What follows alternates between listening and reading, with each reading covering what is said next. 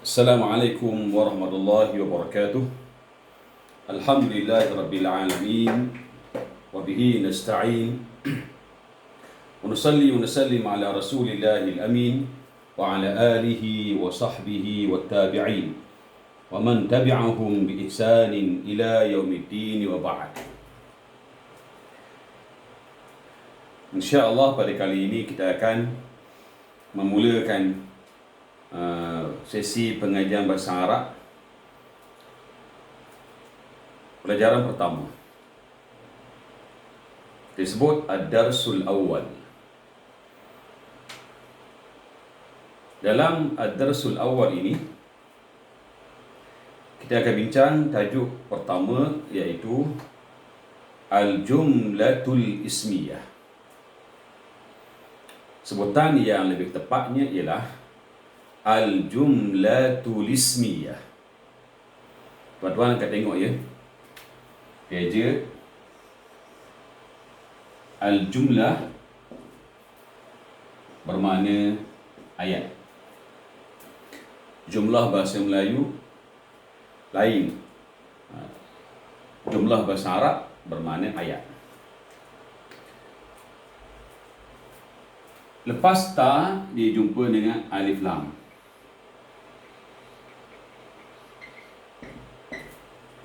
Tapi kita semasa kita baca, bacaan sambung, kita tidak sebut al-jumlatul sebagaimana kita sebut al-lamati, yakni tul. Sebab dalam bahasa Arab, kataan ismun,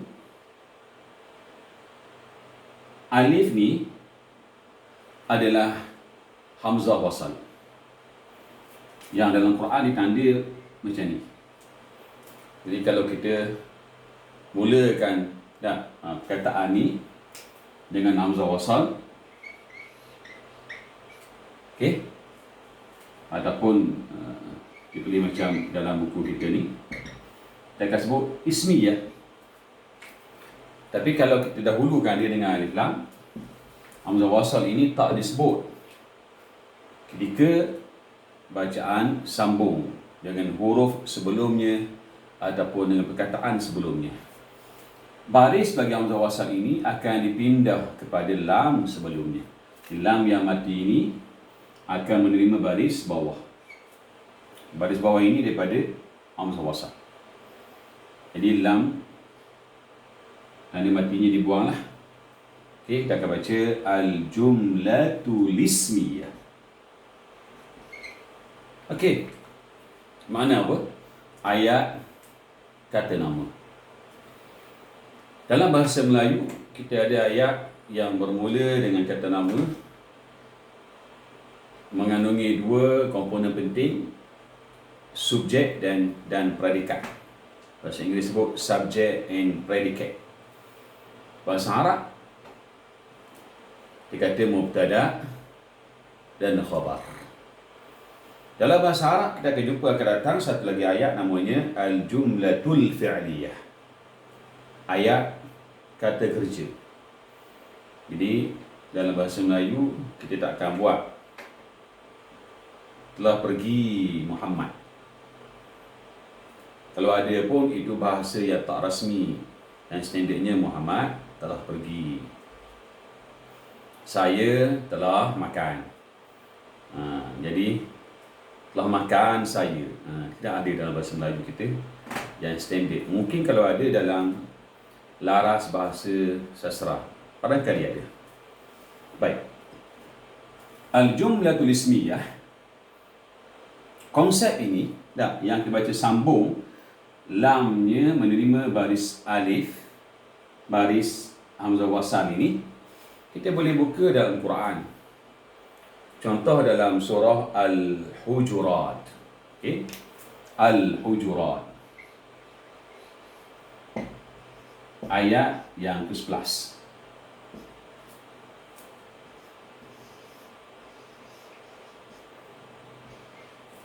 Okay, tuan-tuan akan tengok. Bi'sal ismu. Itu asal. Tapi sebab lepas lam, dijumpa dengan hamzah wasal. Dalam Quran sendiri, ya, lam ini diletak baris bawah. Memang jelas dalam Quran. Baris bawah ni untuk lam. Maka kita baca apa?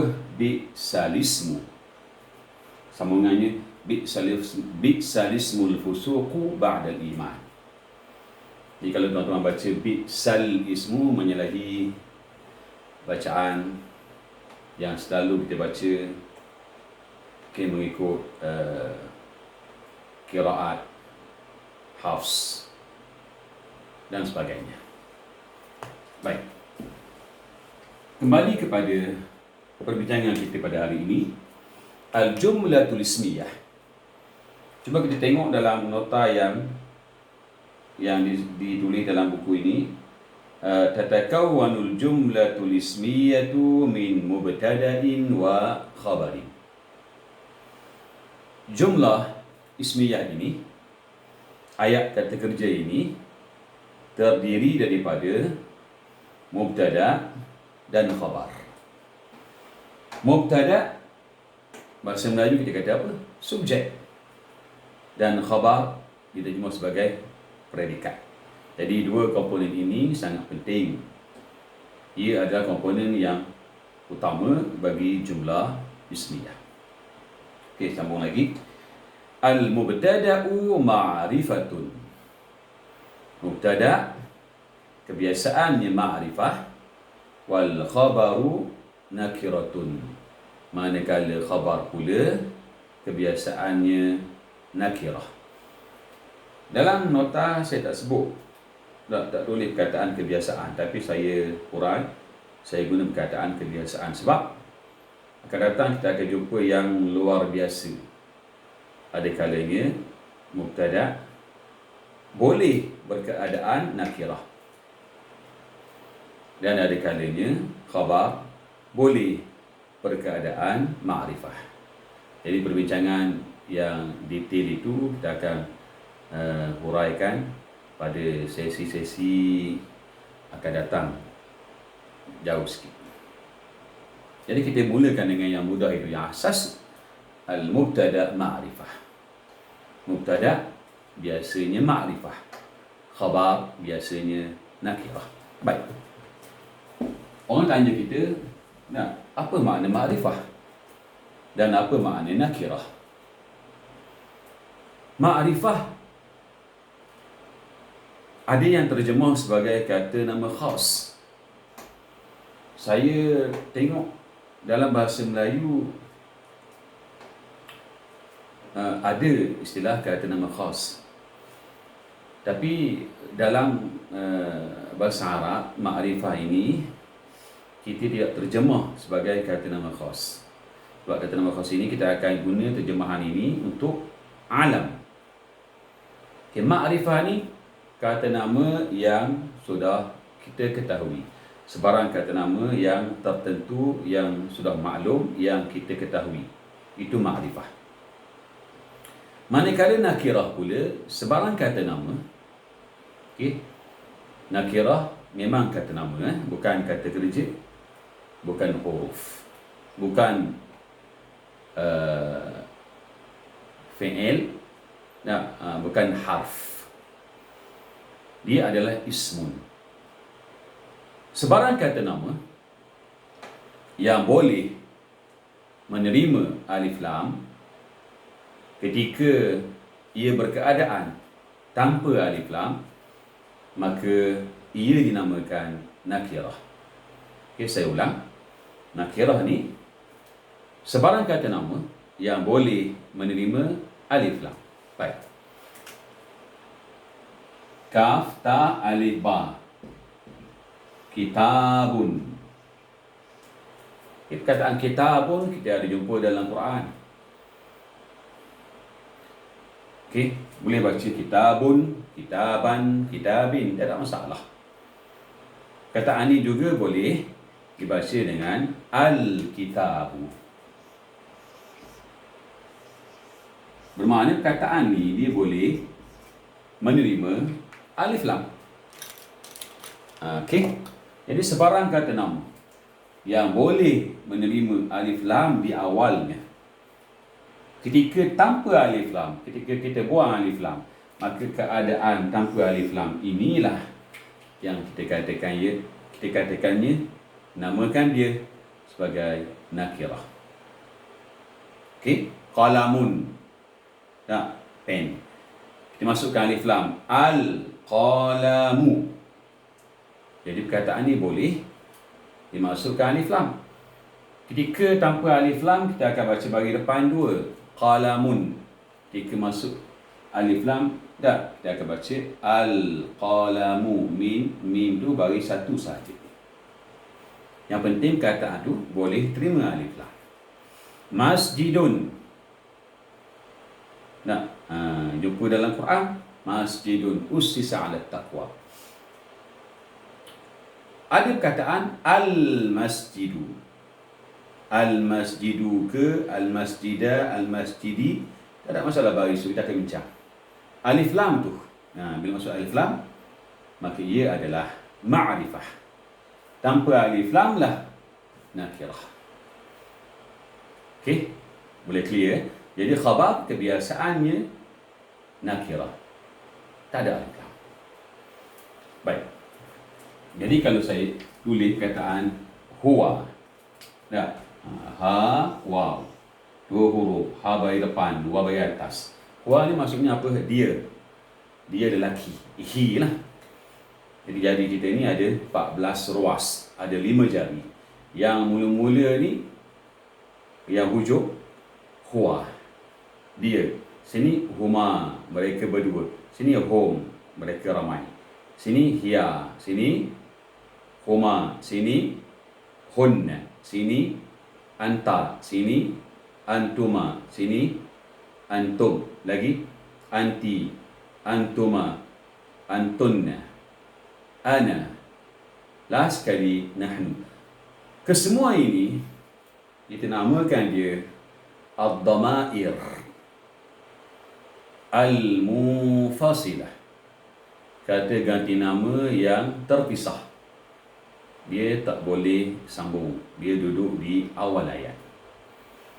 Okey, jadi kesemua 14 ni namanya adalah ad-dhamairul munfasilah, kategori nama yang duduk sorang-sorang, yang tidak bersambung. Kebiasaannya kita akan letak di awal ayat, kita akan guna dia sebagai mubtada, kebiasaannya. Baik. Kataan huwa, kita tak pernah dengar pun orang baca al-huwa. Tidak ada dalam Quran, tidak ada dalam hadis, tidak ada dalam buku, tidak ada dalam konteks, tak ada dalam buku latihan pun tak ada. Internet al-huwa pun tak ada. Jadi perkataan ini tidak boleh terima alif lam. Okey, maka ia bukan nakirah. Sudah pasti ia adalah ma'rifah. Okey. Hiya. Tuan carilah dalam kamus. Tak ada al-hiya, tak ada. Dalam Quran pun tak ada. Jadi dia adalah ma'rifah. Hiya ni ma'rifah. Sebab tak boleh masuk alif lam. Okey. Kalau boleh masuk alif lam, jadi kita buang alif lam, keadaan tanpa alif lam itu adalah nakirah. Baik. Jadi kita pegang nota yang penting, iaitu mubtada, al-mubtada ma'rifah dan khabar nakirah. Okey, berikutnya yatatabaqul mubtada'u wal khabaru fi thalathati umur. Mubtada dan khabar ini, dua komponen ini mestilah secocok, mestilah sama dalam 3 perkara. Okey, apa dia? Hiya, iaitu, kalau itu tambah waw, situ lagi bagus. Wa hiya al-i'rabu. Berikutnya wan naw'u. Berikutnya wal adadu. 3 ini, mubtada dan khabar, mesti sama dalam ketiga-tiga perkara ini. Yang pertama apa dia? Al-i'rab. Al-i'rab ni kita akan bincang, akan datang hukum bagi kata nama dan hukum bagi kata kerja. Jadi kalau kata nama, dia ada 3 hukum: marfu', mansub, majrur. Bagi kata kerja, fi'il mudhari' khususnya, dia ada marfu', dia ada mansub, dia ada majzum. Jadi mubtada di bawah al-i'rab, mubtada dan khabar hukumnya adalah marfu'. Itu tanda ya, di bawah al-i'rab itu dah buatlah nota sikit. Mubtada dan khabar hukumnya adalah marfu', tanda je dulu. Macam tu. Akan datang kita katakan. Okey, dua-dua ni mesti sama. Mesti dua-duanya marfu'. Okey. Yang kedua sama dari sudut an-naw'. An-naw' ni maksudnya apa? Jantina. Setengah buku dia guna al-jins. Alif lam, jim, nun, sin. Al-jins. Dalam kamus bagi jenis. Makna kedua, seks. Jantina. Yang ketiga, al-adad. Sama juga dari sudut bilangan. Jadi kalau mubtada itu tak seorang, maka khabar pun seorang juga. Mubtada itu satu benda, maka khabar pun satu benda juga. Begitulah. Okay, baik. Jadi ada 4 perkara penting yang kita kena fahami di antara mubtada dan khabar. Okey. Yang pertama, mubtada ma'rifah khabar nakirah. Ini yang pertama. Mubtada ma'rifah khabar nakirah. Jadi yang pertama ni dia berbeza. Apa dia mubtada? Kebiasaannya ma'rifah, khabar kebiasaannya nakirah. Baik. Yang kedua, mubtada hukumnya marfu'.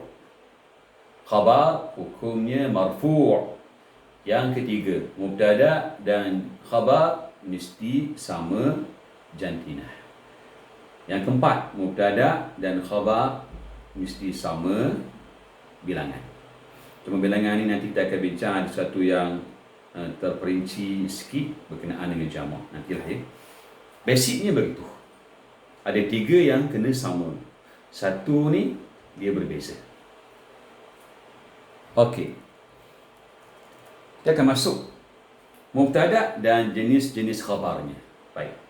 Kita ambil satu yang mudah sekali, iaitu al-mubtada wal khabarul mufrad.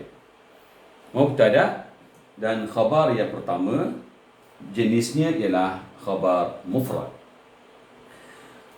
Al-khabarul mufrad ini, khabar mufrad ini tuan-tuan, bukanlah bermakna khabar itu sepatah sahaja. Dah, hanya untuk seorang sahaja. Bukanlah bermakna untuk mufrad singular sahaja. Muthanna tak boleh, jamak tak boleh, salah. Makna mufrad di sini, khabar itu adalah kata nama yang bukan dalam bentuk ayat. Okey, ataupun separa ayat. Mufrad di sini maksudnya apa? Khabar itu kata nama, bukan kata kerja, kata nama. Tapi dia bukan ayat ataupun dia bukan separa ayat. Sebab nanti yang kedua, kita akan bincang khabar dalam bentuk ayat, iaitu khabar al-jumlah. Dan yang ketiga, kita akan bincang nanti khabar dalam bentuk syibhil jumlah, iaitu separa ayat. Jadi yang mula-mula ini, kita ambil contoh nombor dah. Okay, saya suka contoh benda nombor 1 sampai nombor 10 itu. Setiap contoh saya ambil 2 patah saja.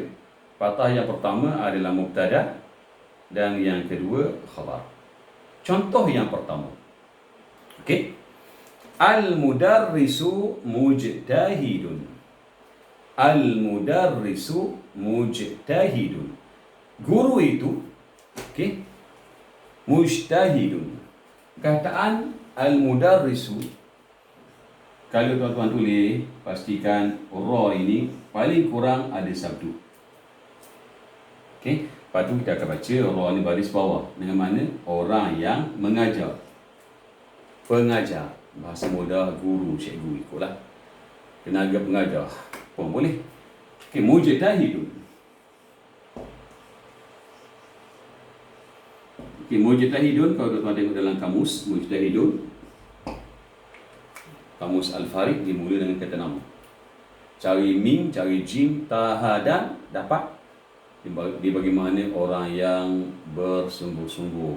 Itu mujtahidun, hard working. Dan dia bagi juga makna kedua barangkali kalau ada mujtahidun dengan makna orang yang boleh ataupun berautoriti untuk mengeluarkan ijtihad. Kalau ahli agama yang ada autoriti untuk mengeluarkan ijtihad dengan kelayakan ilmunya, jadi boleh cukup semua dan dia ada autoriti, kuasa, maka dia boleh berijtihad dalam perkara yang tidak ada sumber daripada Al-Quran, daripada sunnah. Mereka pun berijtihad tentang hukum baru. Mujtahid. Jadi kita pun dengar Imam Syafi'i mujtahid mutlaq. Jadi mujtahid ini dia ada syarat-syarat dia lain. Itu bahagian fiqh. Jadi kalau mujtahidun di sini dengan mana orang yang bersungguh-sungguh. Dicek. Al-mudarrisu adalah mubtada'. Okey, mujtahidun adalah khabar. Okey, ada 4 benda. Yang pertama ni berbeza, yang kedua, yang ketiga, yang keempat semuanya sama. Yang berbeza apa? Mubtada' ma'rifah. Ada alif lam. Okey, khabar nakirah. Tak ada alif lam. Bahasa mudah macam tu. Yang kedua, sama di sudut hukum dalam i'rab. Disebut tadi mubtada' dan khabar dua-duanya marfu'. Apa dia marfu'? Marfu' ni maksudnya hukum depan. Hukum depan, huruf akhir dibaca dengan dhammah bagi perkataan mufrad. Okey, yang ini pun dhammah juga. Apa bezanya? Bila bagi depan satu dia ada alif lam. Bagi depan dua biasanya tak ada alif lam. Tak ada alif lam bagi depan dua. Yang ketiga, tengok dari sudut jantina. Al-mudarrisu ni kita faham tak? Guru lelaki, sebab tak ada ta marbutah di hujung. Maka mujtahidun sudah pasti tak, tidak ada ta muzakkar lah dia. Ini muzakkar, ini pun muzakkar. Sama. Al-mudarrisu dari sudut bilangan, guru itu berapa orang bilangannya? Seorang. Maka mujtahidun bilangannya seorang juga. Jadi ada 4 perkara. Yang pertama berbeza, yang kedua, yang ketiga, yang keempat. Ketiga-tiga ini adalah sama. Sama dari segi hukumnya, sama dari segi jantinanya, sama dari segi bilangannya. Okey. Jadi kalau tuan-tuan baca al-mudarrisatu, ta di sini. Tiba-tiba mujtahidun. Allah faham guru itu bersungguh-sungguh, rajin. Tapi salah sikit dari sudut jantina. Jadi kena betul semualah. Dia berbeza dengan bahasa Inggeris. Bahasa Inggeris, the teacher is hardworking. Hardworking boleh guna belaka tak? Lelaki boleh, perempuan boleh. Tidak ada hardworking tone, tidak ada. Hardworking.